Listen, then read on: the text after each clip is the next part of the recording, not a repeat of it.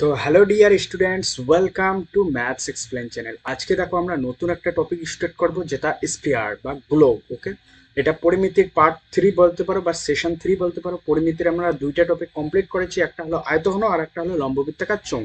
তোমরা যারা যারা প্রিভিয়াস ভিডিওগুলি দেখেনি, অর্থাৎ আয়তঘন এবং লম্ববৃত্তাকার চোঙের, তারা অবশ্যই প্রিভিয়াস ভিডিওগুলি দেখো। আগে আমি ডিসক্রিপশনে লিঙ্ক দিয়ে দেবো, আগে ভিডিওগুলি দেখো, ইন্টু টি স্পিড করে হলেও দেখো, তারপর এই ভিডিও থেকে শুরু করো। ওকে, তো পরিমিতিটা সেশন 3 বলতে পারো। ওকে, এখানে আমরা আজকে গোলক সম্পর্কে ডিসকাস করব, সম্পূর্ণ ডিসকাস করব। ওকে, আজকে গোলকের কোশ্চেনগুলো আমরা সলভ করব এবং গোলক সম্পর্কে ধারণা রাখবো।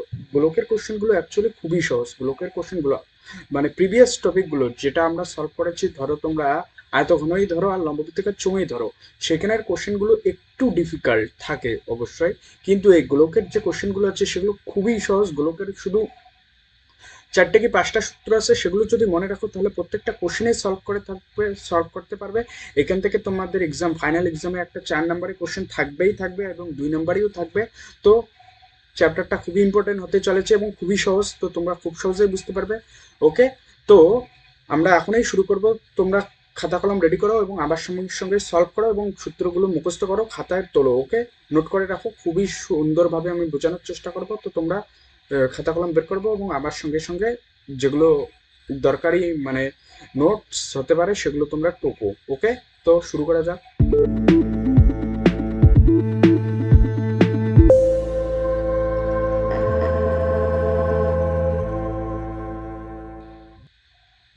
তো দেখো, এখানে দেখো ফার্স্ট সূত্র কি বলছে। ওকে, তাহলে দেখো ফার্স্ট সূত্র কি বলছে, যে গোলকের ব্যাসার্ধ যদি আর একক হয় তাহলে গোলকের আয়তন কি হবে, 4/3 পাই আর একক। তাহলে এখানে দেখো একটা গোলক আছে, সাপোজ এটা একটা গোলক। ওকে, গোলকটা হলো না ভালোভাবে। এটা ব্যাসার্ধ যদি আর হয় তাহলে তার আয়তন ভি হলে 4/3 পাই আর কিউব হবে। ওকে, এটা হলো গোলকের আয়তন যদি তার ব্যাসার্ধ আর হয়, এটাই বলছে এখানে। তারপর গোলকের ব্যাসার্ধ আর একক হলে গোলকের আয়তন, গোলকের বক্রতলের ক্ষেত্রফল কি হবে, 4/3 পাই আর কিউব। এবং গোলকের বক্রতল বলতে কি, তার পৃষ্ঠতলটা, পৃষ্ঠতলের ক্ষেত্রফল কি হবে, 4 পাই আর কিউব, আর স্কোয়ার, যদি তার ব্যাসার্ধ আর হয়।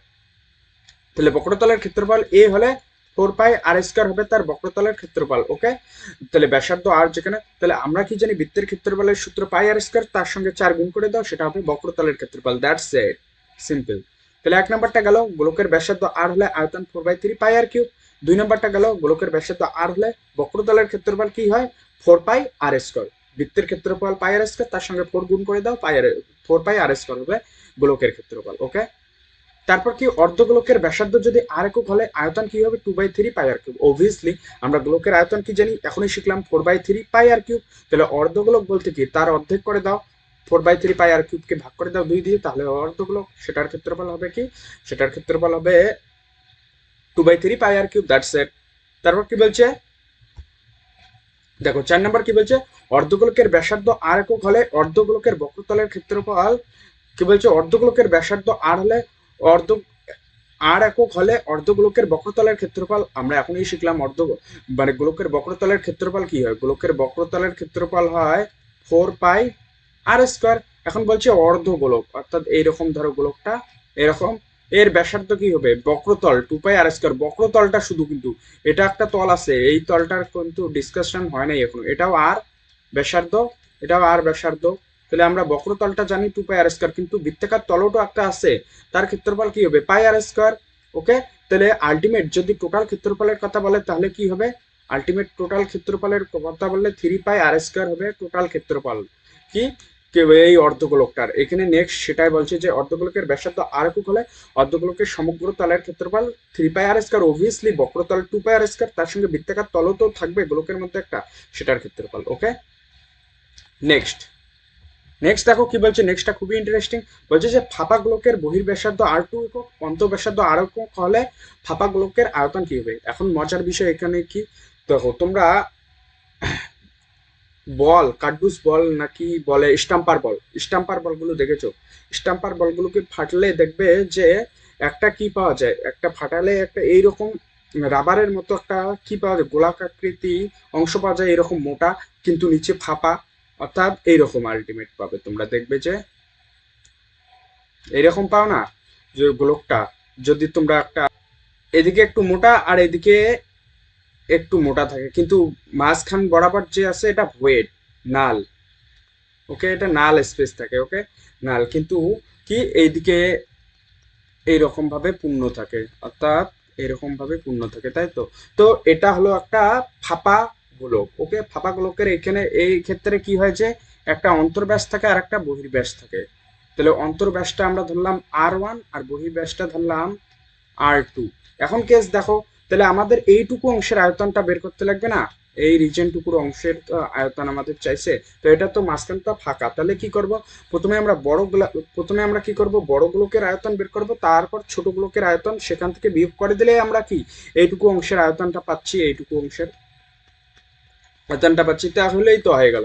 তো কেসটা কি হবে, আমরা যদি অন্তর্ব্যাসার্ধ আমরা R1 ধরছি, তাহলে আমরা R2 বহির্ব্যাসার্ধ, তাহলে বড় গোলকের ক্ষেত্রফল 4/3 পাই R2 cube, R2 cube minus 4/3 পাই R1 কিউব। এখান থেকে দেখো কি কমন যায়, 4/3 পাই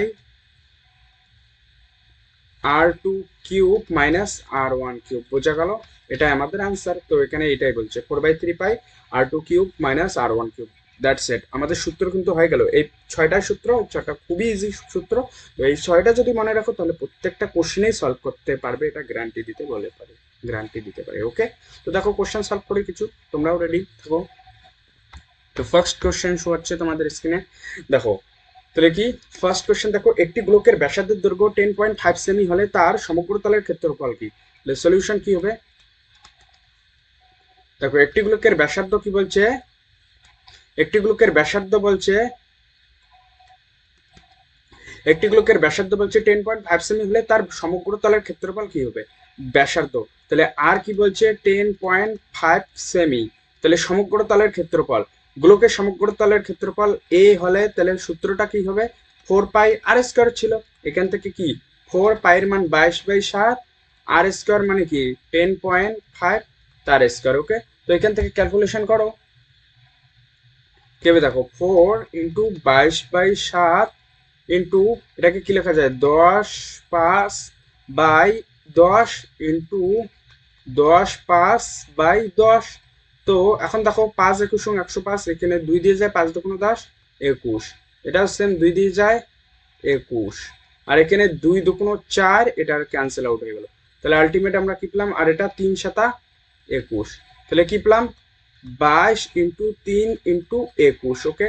তো এখান থেকে কি পাওয়া যায়, 3 3 × 6, এখানে দেখো 22 × 3, 3 × 3 = 3 × 63, তাহলে 63 × 22 গুণ করো, কি হয় 3 × 6, 6 × 12, 3 × 6, 6 × 12, 12 আর 3 × 6, 3 × 18, 18 8, 6 × 12 13, 13, তাহলে 1386 হলো, 1386 কি বর্গ সেমি, সেমি, বোঝা গেল, খুবই ইজি কোশ্চেন। প্রথমে কি করলাম, প্রথমে আমরা ব্যাসার্ধ দেওয়া আছে, তাহলে সমগ্র তলের ক্ষেত্রফলের সূত্র জানি 4 পাই R square, that's it, apply করো। তাহলে নেক্সট প্রবলেম দেখো, নেক্সট প্রবলেম দেখো কি বলছে, একটি চামড়ার বল তৈরি করতে প্রতি বর্গ সেমিতে 17.5 টাকা হিসাবে 431 টাকা লাগেছে, বলটির ব্যাসের দৈর্ঘ্য নির্ণয় করো। তাহলে একটা চামড়ার বল তৈরি করতে ধরো প্রতি বর্গ মিটারে, প্রতি কি বলছে, প্রতি বর্গ সেমিতে, প্রতি বর্গ সেমিতে 17.5 টাকা লাগে, অর্থাৎ সলিউশন 1 বর্গ সেমিতে কত লাগে, 17.5 টাকা প্রতি বর্গ সেমিতে। এটা থেকে আমরা রিভার্সলি কি বলতে পারি, 17.5 টাকা লাগে, রিভার্সলি কি বলতে পারি, 17.5 টাকা লাগে 1 বর্গ সেমিতে, 1 বর্গ সেমিতে, 1 বর্গ সেমিতে, ওকে। প্রতি বর্গ সেমিতে এত টাকা লেগেছে চামড়ার বল তৈরি করতে, তাহলে এই 17.5 টাকা লাগে 1 বর্গ সেমিতে, তাহলে টোটাল টাকা লেগেছে কত, 431.2 টাকা লেগেছে, তাহলে 1 টাকাতে 1/17.5 বর্গ সেমি, ওকে, তৈরি করবে, তাহলে সুতরাং 431.2 টাকাতে কত খরচ করবে, মানে কত তৈরি করবে, পুরো বলটাই তৈরি করবে, তাহলে 17.5 ইন্টু 431.2 টাকা। 431.2 টাকা, এটা বোঝা গেল তো? অর্থাৎ একটা বল তৈরি করছে প্রতি বর্গ সেমিতে, বলছে যে এত, ধরো তোমরা প্রতি বর্গ সেমিতে কোনো কিছু একটা বল তৈরি করে সেটা 5 টাকাতে, এক বর্গ সেমি তৈরি করো 5 টাকাতে, তাহলে টোটাল তৈরি করতে লাগে তোমাদের 50 টাকা। তাহলে বলটি কত বর্গ সেমি ছিল? অর্থাৎ এখানে এক বর্গ সেমিতে যদি 5 টাকা লাগে, তাহলে 5 টাকায় এক বর্গ সেমি হয়। 1 টাকা ঐকিক নিয়ম 1/5, তাহলে 50 টাকা কি 50 গুণ, এখানে কি 50 টাকায় কি হবে 1/5 ইন্টু 50, তাহলে এখান থেকে 5×10=50, অর্থাৎ 10 বর্গ সেমি। এই সেম ভাবে এটা করলাম, তাহলে টোটাল কত বর্গ সেমি এখানে পাওয়া যাবে? তাহলে টোটাল বর্গ সেমি এখানে দেখো ক্যান্সেল আউট কত দিয়ে হয়, 17.5, 431.2। ওকে, তো এটাকে কাটাকাটি করলে কি হয় দেখো, কাটো, কাটাকাটিটা করো, দেখো কাটাকাটি করছি। ওকে,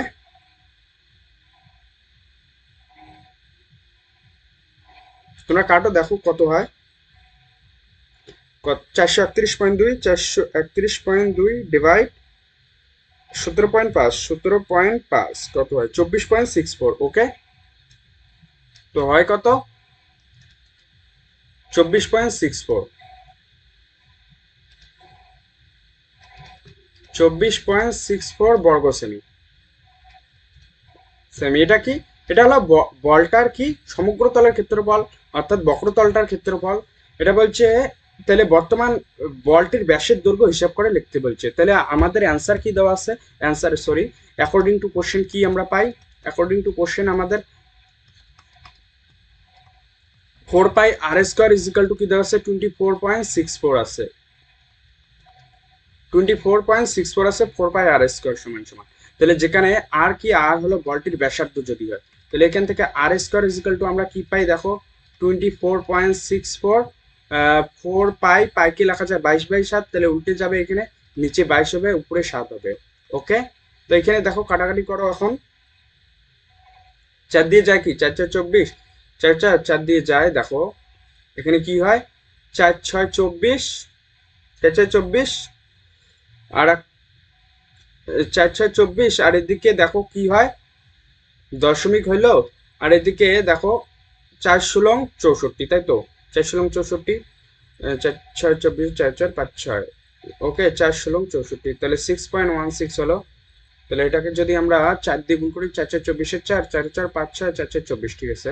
তাহলে কি হলো 6.16, আর নিচে 22 আসছে আবার, তাহলে r² আমরা কি পেলাম, r² ইজিক্যাল টু দেখো এখানে 6.16/22 আর একটা 7 আছে, তাহলে এখানে দেখো,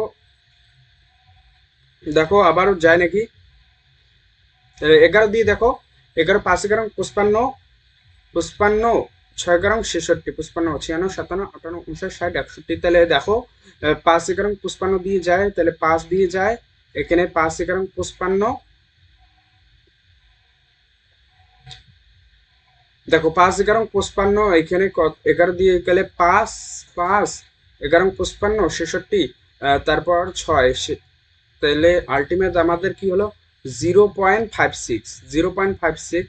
এখন এটাকে দেখো আবার যায় নাকি, 5 5 6,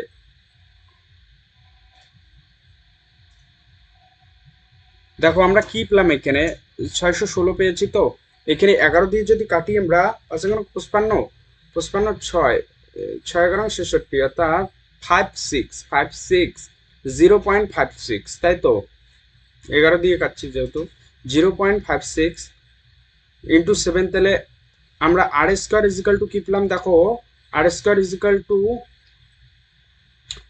0.56 ইন্টু 7 বাই কি 5, ওকে বাই 5, তাই তো। এখন দেখো এটাকে কত দিয়ে যায় দেখো, 500 কে 5, 0 তো আছে, 500 কে 5, ওকে, তাহলে 6 আর 1 নিলাম, 5×2 = 10, তাহলে 0.112, 0.112, 0.1, 5×10 0, 5 0.112। এখন এর সঙ্গে যদি 7 গুণ করি, 0.112 সঙ্গে 7 গুণ করো, 7×2 = 14, 4 হাতের 1, 7 7 8, এদিকে 7 7 7 আর 0, তাহলে 1 2 দেখো এখানে কি হচ্ছে, এটাকে কাটলে তো এটা হয়, তাহলে আমরা এখানে 7×14 4 পেলাম, 7×7 8, 7×7 7, 3 ঘর পর 0.784। তো দেখো এখানে ক্যালকুলেশনটা এরা কি করছে,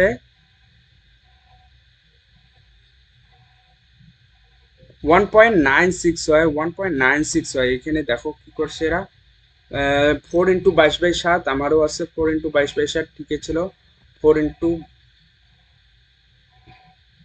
এইখানে দেখো একটু মিস্টেক হয়েছে, 4, ঠিক আছে তো, ঠিক আছে 4×22/7 তো ঠিক আছে, 4 নিচে 22/7, ঠিক আছে তো। এইখানে দেখো কত হয়, এইখানে 2 না, এটা 11×22 2 হবে, তাই তো 2। তাহলে এখন দেখো,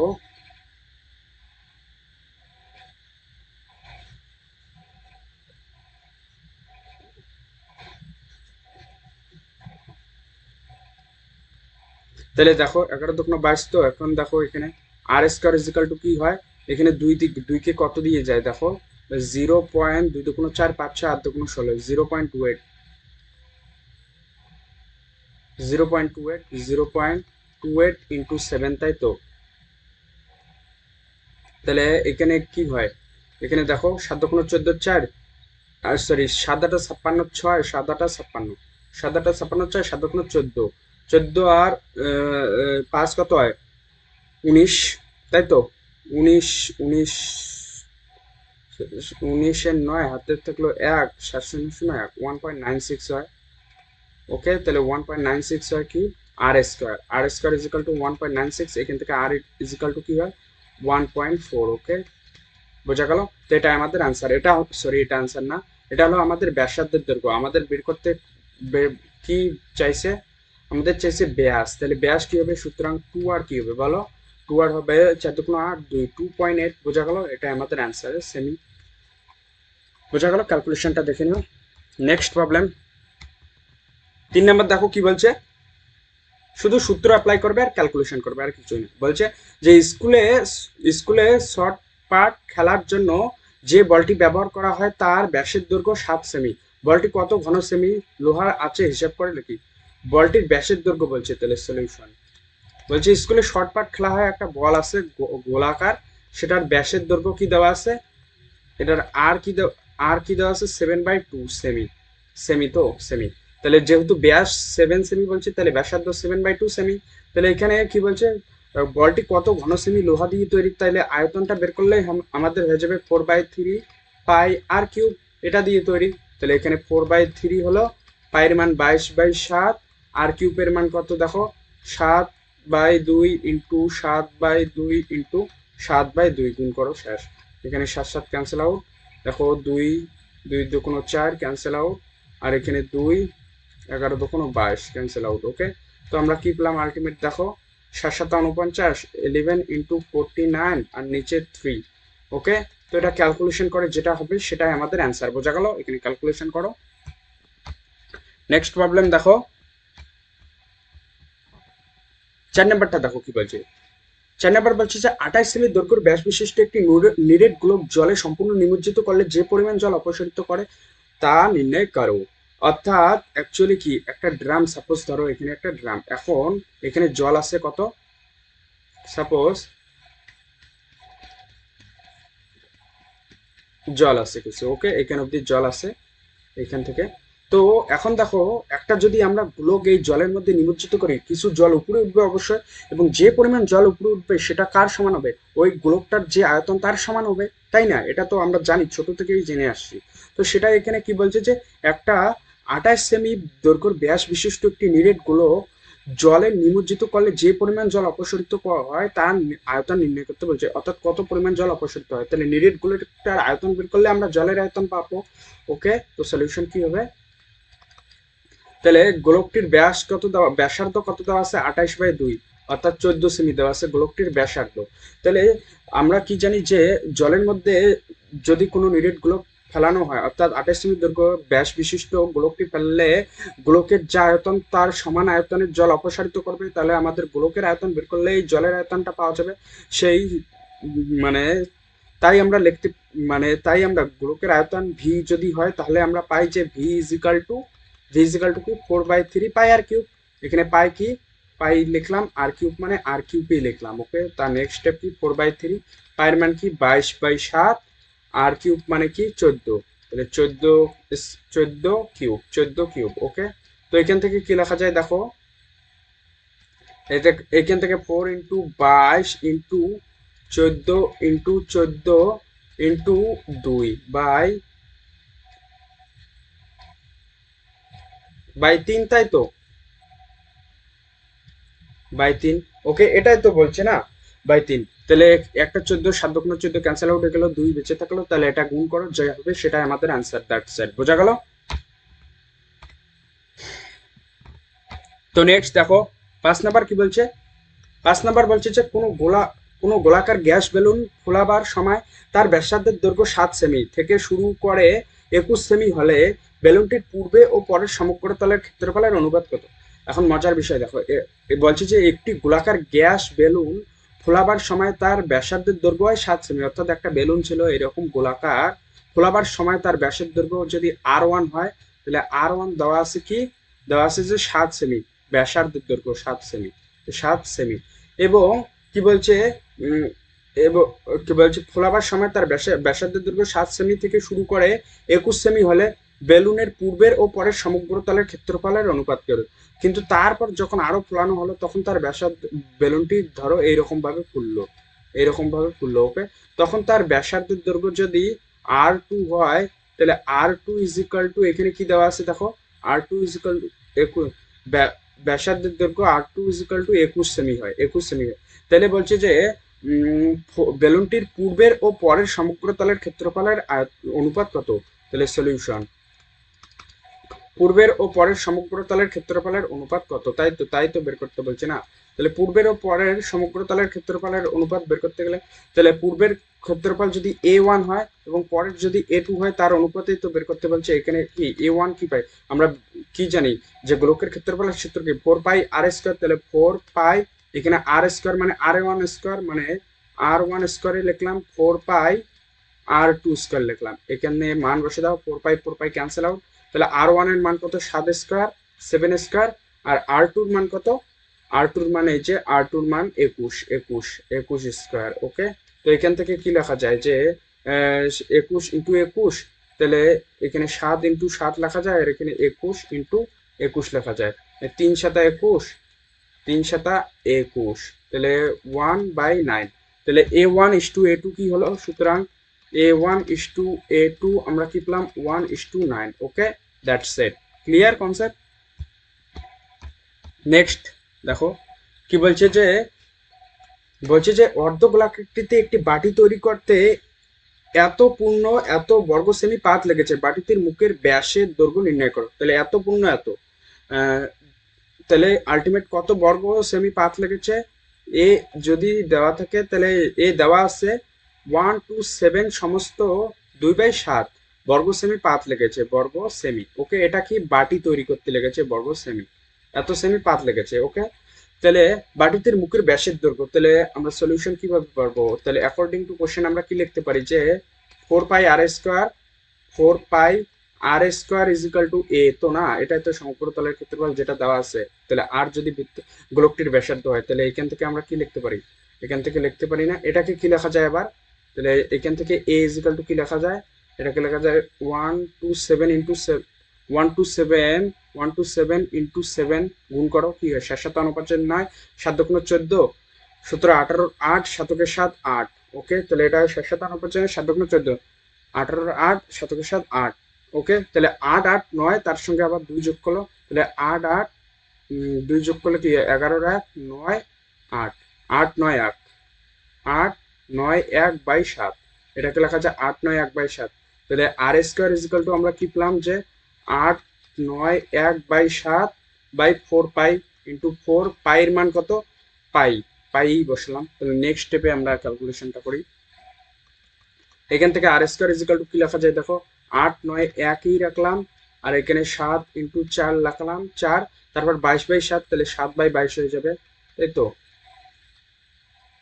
বোঝা গেল। এখন দেখো 4 দিয়ে যায় নাকি, 4 দুগুণ 8, 4 দুগুণ 8, 9, 11 যায় না। 7 দিয়ে, 7 7, 7 8, 7 দুগুণ 14, 15 16 17 18 19 51, 7 লাখ যায় না। 11 দিয়ে দেখো, 11 আর 8 11 88, 8 11 88, 11 দিয়ে যায় দেখো 2, 8 11 88, তাহলে 8 11 88 আর 1 81, বোঝা গেল।